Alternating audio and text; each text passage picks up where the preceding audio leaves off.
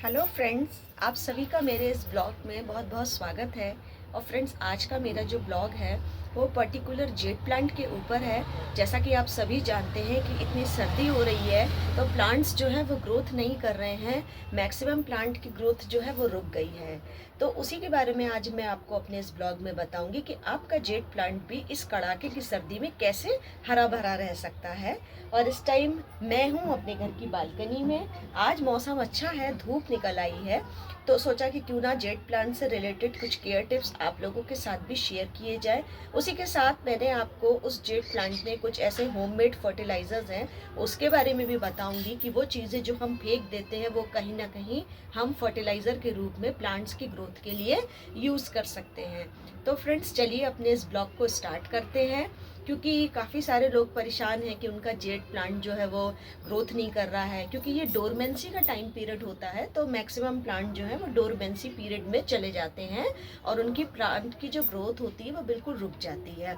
तो इसी के ऊपर पूरा ब्लॉग है, ब्लॉग को स्किप मत करिएगा। बहुत कुछ ऐसा इंपॉर्टेंट है जो आप लोगों के काम आने वाला है। तो चलिए फ्रेंड्स, स्टार्ट करते हैं अपना ब्लॉग। नमस्ते फ्रेंड्स, कैसे हैं आप सभी। और फ्रेंड्स, मैं आई हूँ आज एक नए पौधे के संग, और आज जो है इस पौधे के बारे में हम बात करेंगे। और आप में से कौन कौन इस पौधे को पहचानता है, नीचे मुझे कमेंट कर दीजिए कि इस पौधे को क्या कहते हैं। कौन कौन इस पौधे को जानता है, आप बता दीजिए। नहीं तो मैं तो बता ही दूंगी, क्योंकि आज का पूरा मेरा जो वीडियो है वो इसी प्लांट की केयर टिप्स के ऊपर है। और इसको हम जेट प्लांट के नाम से जानते हैं। और आज के समय में इसको घर में लगाने का ट्रेंड जो है वो बहुत ज़्यादा फ्रेंड्स बढ़ गया है। जैसा कि आप देख पा रहे हैं कि ये प्लांट भी इस टाइम बहुत ज़्यादा ग्रो नहीं कर रहा है, क्योंकि विंटर में हम इसकी केयर कुछ अलग तरीके से करते हैं और समर में अलग तरीके से। लेकिन हम लोग जनरली गलती क्या करते हैं कि जो केयर हम इसको समर में देते हैं वही केयर हम इसको विंटर में भी देते हैं। अगर आप लोग भी ऐसा कर रहे हैं तो सावधान हो जाइए, आपको ऐसा नहीं करना है। उसी के रिगार्डिंग आज ये मेरा पूरा वीडियो है कि इसकी केयर विंटर में आपको कैसी करनी है। विंटर में भी आपके जेट प्लांट में कुछ इस तरीके से आप देख सकते हैं लीव्स मेरी जनरेट हो रही हैं, तो आपके जेट प्लांट में भी कुछ इसी तरीके से लीव जनरेट होंगी अगर आप मेरे बताए हुए केयर टिप्स फॉलो करेंगे। तो फ्रेंड्स, अगर आपका भी जेट प्लांट कुछ इस तरीके से हो रहा है, आप देखिए इस टाइप से, जैसे पत्तियों में ये हल्के हल्के मुरझायापन आ रहा है और कहीं कहीं पर इसकी भी पत्तियां थोड़ी थोड़ी सी देखिए आप पीली हो रही हैं। और अगर इस तरीके से जो है ब्रांचेस टूट कर नीचे गिर रही हैं तो आप भी सावधान हो जाइए, क्योंकि आप भी शायद वही गलती कर रहे हैं जो मैं भी कभी करती थी जब मेरे को नॉलेज नहीं थी। तो फ्रेंड्स, चलिए जल्दी जल्दी हम इसके केयर टिप्स आपसे शेयर कर लेते हैं। वीडियो को ध्यान से देखिएगा, स्किप मत करिएगा, क्योंकि ऐसी बहुत सी छोटी छोटी बातें हैं जो जेट प्लांट से रिलेटेड है, वो मैं आपको बताऊंगी। तो सबसे पहले फ्रेंड्स, ये प्लांट जो है, आप अगर आपके एरिया में भी धूप बहुत कम आ रही है, जैसा कि आप जानते हैं कि ये जनवरी चल रहा है और विंटर का इस टाइम पीक है। इस टाइम जगह जगह बहुत ज़्यादा ठंडी कोल्ड वेव्स हैं, ठंडी हवाएं हैं। और क्या कहते हैं, बीच बीच में थोड़ी थोड़ी सी आप देख सकते हैं बारिश भी हो रही है। तो उसमें क्या होता है कि प्लांट जो है इतनी ठंडी एटमॉस्फेयर को और इतनी जो है ठंडी क्लाइमेट को टॉलरेट नहीं कर पाता है। तो उस केस में आपको सबसे पहले आप अपने जेट प्लांट को उठा करके धूप में रखिए। जिस तरीके से आप इसको समर की धूप दिखाते हैं ना, उसी तरीके से आपको इसको धूप में रखना है। अगर आप ऐसे एरिया में रहते हैं जहाँ पर पाला है, जहाँ पर बहुत ज़्यादा ही कोल्ड वेव्स है और आपके घर या बालकनी में भी धूप की कमी है, और अगर सर्दियों में धूप नहीं आती है, जनरली जो मल्टी स्टोरी घर होते हैं उसमें ये प्रॉब्लम होती है कि समर्स में तो धूप आती है लेकिन विंटर्स में धूप नहीं आती है। तो उस केस में आपको अपने घर में कोई ऐसा कोना ज़रूर देखना है, चाहे वो किचन की विंडो हो, चाहे वो जो है आपकी बालकनी का एक छोटा सा कोना ही क्यों ना हो। अगर धूप आ रही है तो आप अपने जेट प्लांट को भी उठा करके धूप के एरिया में रखिए। जेट प्लांट को फ्रेंड्स, चाहे सर्दी हो चाहे गर्मी हो, 4 से 5 घंटे की धूप आपको डेली देनी है। इसको, ये सन लविंग प्लांट है, ये जो है फ्रेंड्स सन लविंग प्लांट है और इसको जो है धूप बहुत ज़्यादा प्रिय है और ये सन लविंग है। इसको मिट्टी सूखी पसंद है। तो सबसे पहले तो आपको एक काम करना है कि आपको अपने जेट प्लांट को धूप में उठा के रखना है। जब इस जेट प्लांट के ऊपर सुबह की 4 से 5 घंटे की धूप पड़ेगी फ्रेंड, तो उस केस में ये क्या करेगा, अपना खाना बना पाएगा। और जिस तरीके से हमको अपने शरीर को ग्रोथ करने के लिए खाने की नीड होती है, उसी तरीके से जेट प्लांट को भी नीड होती है। तो जितना इसको सनलाइट मिलेगी, जितनी इसको धूप का प्रकाश मिलेगा, सन की लाइट मिलेगी, उतना अच्छी तरीके से ये खाना बना पाएगा। इसको पूरी मात्रा में क्लोरोफिल मिलेगा, जिसकी वजह से इसकी पत्तियां जो है इस तरीके से हरी भरी रहेंगी, ग्रीन रहेगी। आप देख सकते हैं ये मेरा जेट का प्लांट है, लेकिन इसमें अभी विंटर्स में भी आप देखिए कितनी सारी लीव्स जनरेट हो रही हैं। ये अभी कुछ दिनों पहले ही एक छोटी सी स्टेम्प है, आप ये देखिए ये निकल रही है। और जर्नली लोगों के कमेंट आते हैं मेरे पास कि हमारा जेट प्लांट मर गया, या हमारा जेट प्लांट की ग्रोथ रुक गई है, या हमारा जेट प्लांट जो है वो कटिंग से नहीं चल पाया। तो उसके लिए कोई बात नहीं है, आप जो है ये केयर टिप्स फॉलो करिए कि अगर आपके पास जेट प्लांट गमले में है या किसी छोटे कंटेनर में है, तो प्लीज़ आप उसको उठा करके सनलाइट में रखिए। 4 से 5 घंटे की जब उसको डेली सनलाइट मिलेगी तो वो प्रॉपर अपना खाना बना पाएगा, उसको क्लोरोफिल मिलेगा, तो वो इस तरीके से हरा भरा रहेगा। और आप देख सकते हैं ये छोटे छोटे स्टेम्स आ रहे हैं, मतलब कि इसमें इस सर्दी में भी आप ये देखिए लीव्स जनरेट हो रही हैं। तो गर्मी में तो ये पूरा जो है वो पूरा गमले को कवर कर लेगा। तो जब इसको सन की प्रॉपर लाइट मिलेगी तो जो नेचुरल तरीका होता है प्लांट को ग्रो करने का, वो ये नेचुरल तरीके से ग्रोथ कर पाएगा। और जो इसकी मिट्टी में फंगस लग जाती है, जिसकी वजह से जेट प्लांट हमारा ग्रो नहीं कर पाता है, वो फंगस नहीं लगेगी। और धूप की वजह से ये बहुत अच्छे से प्रोपोगेट हो पाएगा ईजिली, अगर आप कटिंग से भी ग्रो करेंगे। लेकिन अभी आपको जेट प्लांट को कटिंग से ग्रो नहीं करना है, क्योंकि ये जो टाइम होता है जेट प्लांट का डोरमेंसी का पीरियड माना जाता है। विंटर्स में जो इसकी जो ग्रोथ है वो बहुत ज़्यादा रुक जाती है। तो अभी आपको इसको कटिंग से प्रोपोगेट बिल्कुल नहीं करना है, आपको जो है थोड़ा रुकना है। अगर फरवरी मार्च की हम बात करें तो आप इसको कटिंग से ग्रो कर सकते हैं, लेकिन हाल फिलहाल में आपको इस प्लांट को कटिंग से बिल्कुल भी ग्रो नहीं करना है। दूसरा काम आपको क्या करना है फ्रेंड्स, अब जो है दूसरा जो टिप है वो मैं आपके संग शेयर कर रही हूँ।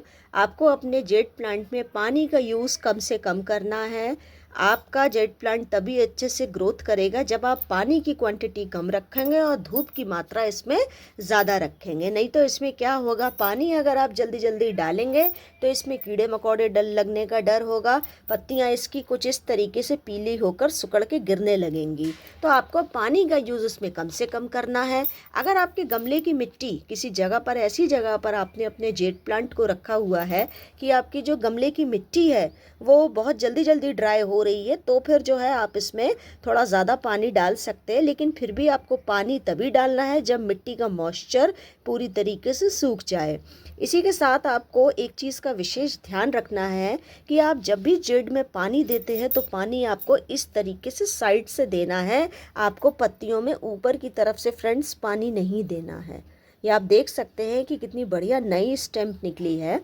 तो आपको जो है वो ऊपर की तरफ से पानी नहीं देना है। उसके पीछे भी एक रीज़न है। अगर सपोज़ आपने ऊपर से पानी दिया जेट प्लांट में, तो मिट्टी, ये जो आपकी जो लीव्स हैं, जो जेट की मेन जो पत्तियां होती हैं, इसमें क्या होगा, नमी बनी रहेगी। मॉइस्चर बने होने की वजह से क्या होता है, इसकी पत्तियां जो है टूट के गिरने लगती हैं और सुकड़ने लगता है हमारा पौधा। और ये जो किनारे हैं पत्ती इसकी क्या होती है, पीली सी और काली सी जो है वो दिखने लगती है। तो जेट का हमारा पौधे की जो हरियाली होती है और जो एकदम से ग्रोथ होती है वो ढंग से नहीं हो पाती है। तो आपको ओवरऑल जेट अगर आप हरा भरा चाहते हैं सर्दियों में, तो आपको पानी का कम से कम यूज़ करना है। पानी अगर आप डालते हैं तो हफ्ते में 1 बार या 2 बार, जब इसकी मिट्टी पूरी तरीके से सूख जाए। और जिस दिन आपको ऐसा लग रहा है कि आपको जेट में बिल्कुल पानी नहीं डालना है, तो हफ्ते में एक बार वंस इन अ वीक आप अपने इस पूरे जेट प्लांट को पानी से अच्छी तरीके से नहला दीजिए। ये देखिए, अच्छे से आपको जेट प्लांट को पानी से नहलाना है, बढ़िया से पत्तियां धोनी है। अगर आप किसी ऐसे एरिया में रहते हैं जहाँ पे धूल मिट्टी बहुत चलती है, तो उस केस में आप एक कोई गीला कपड़ा ले लीजिए और उसकी हेल्प से हल्के हाथ से पत्तियों को आप पोंछ दीजिए। तो इससे आपका जेट की जो मिट्टी है वो निकल जाएगी और प्लांट जो है हरा भरा और फ्रेश बना रहेगा आपका। फ्रेंड्स, अब जो आपको जो तीसरी बात याद रखनी है वो ये कि अब आपको इस टाइम, जैसा कि आप जानते हैं कि विंटर चल रहा है, जनवरी का मंथ है और सर्दी बहुत है, पाला है, ठंडी हवा दिन भर चलती रहती है, धूप भी कभी निकलती है कभी नहीं निकलती। तो उस केस में आपको जेड की कटिंग बिल्कुल नहीं लगानी है। जेड की कटिंग आप लगा देंगे तो वैसे तो ये एक हार्डी प्लांट है और परमानेंट प्लांट है, पूरे साल वैसे तो आप इसकी कटिंग लगा सकते हैं। लेकिन अगर आप ये चाहते हैं कि आप कटिंग लगाएं और 15 दिन में ही वो कटिंग आपकी अच्छे से ग्रोथ करने लग जाए, तो उस केस में आप अभी जेड की कटिंग ना लगा करके थोड़ी सी गर्मी आ जाए, जैसे होली के आसपास आप इसकी कटिंग जो है वो लगाइएगा। नहीं तो फिर क्या होता है कि सपोज़ हमने कटिंग लगाई, किसी छोटी सी बॉटल में लगा दी या किसी हमने कंटेनर में लगा दी, तो हम जल्दी जल्दी उस कटिंग को चेक करने लगते हैं। हम लोगों का पेशेंस लेवल बहुत ज़्यादा डाउन होने लगता है।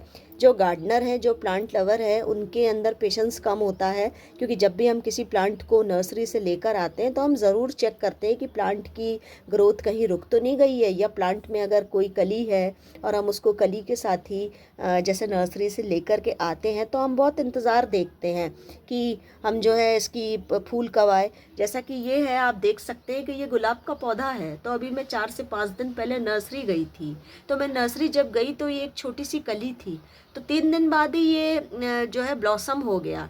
तो मैंने डेली अपनी बालकनी में आकर के चेक करा कि ये गुलाब जो है खिल क्यों नहीं रहा है। तो उसी तरीके से हमारा पेशेंस लेवल डाउन हो जाता है और हम उस केस में क्या करते हैं कि जेड की कटिंग को निकाल निकाल के फेंकने लगते हैं, डिसअपॉइंटेड हो जाते हैं और हमको लगता है कि शायद हमारी ही गार्डनिंग में कोई कमी रह गई। तो गर्मियों में आप इसकी केयर इतनी नहीं देखनी होती है, आप इसको एकदम खुली धूप में रख दीजिए, थोड़ा पानी दे दीजिए, क्योंकि गर्मियों में जब बहुत ज़्यादा 40 और 45 डिग्री टेम्परेचर होता है तब इसमें आप जल्दी जल्दी पानी आपको देना ही होता है, क्योंकि इसकी मिट्टी पूरी तरीके से सूखती है और जल्दी जल्दी सूख जाती है। तो उसमें क्या होता है, धूप की तेज़ी भी इतनी होती है कि मिट्टी जल्दी सूखती है, तो पानी भी ज़्यादा चाहिए होता है, धूप भी चाहिए होता है, तो दोनों का जो है बैलेंस बराबर होता है। लेकिन विंटर्स में क्या होता है, इसकी केयर आपको अलग तरीके से करनी होती है। तो जो लोग इन चीज़ों का ध्यान रखेंगे वो ज़रूर से जो है उनका जेड ज़रूर से ग्रो करेगा। दूसरी बात, ना तो आपको इसकी कटिंग लगानी है, ना टोपियारी बनानी है, अभी कुछ भी नहीं करना है, क्योंकि फ्रेंड्स ये जो है ना अभी क्या है, डोरमेंसी के पीरियड में है, तो इसकी ग्रोथ अभी पूरी तरीके से रुकी हुई है। अगर आप कटिंग लगा भी देंगे तो ये एक हार्डी सर्कुलेंट प्लांट है, बहुत धीरे से ग्रोथ होगी। तो अगर आप भी ये चाहते हैं कि आप इधर कटिंग लगाए और फटाक से उसमें 20 से 25 दिन में ग्रोथ हो जाए और आपको जो है कुछ इस तरीके से, ये देखिए ये मेरा जेड लगाया हुआ है, मैंने रेनी सीजन में लगाया था और कितनी बढ़िया स्टेम्प निकल रही है। तो आप भी कुछ इस तरीके से फटाफट से ग्रोथ चाहते हैं तो उसके लिए आपको थोड़ा सा पेशेंस रखना पड़ेगा और आपको जो है गर्मी का इंतज़ार करना पड़ेगा।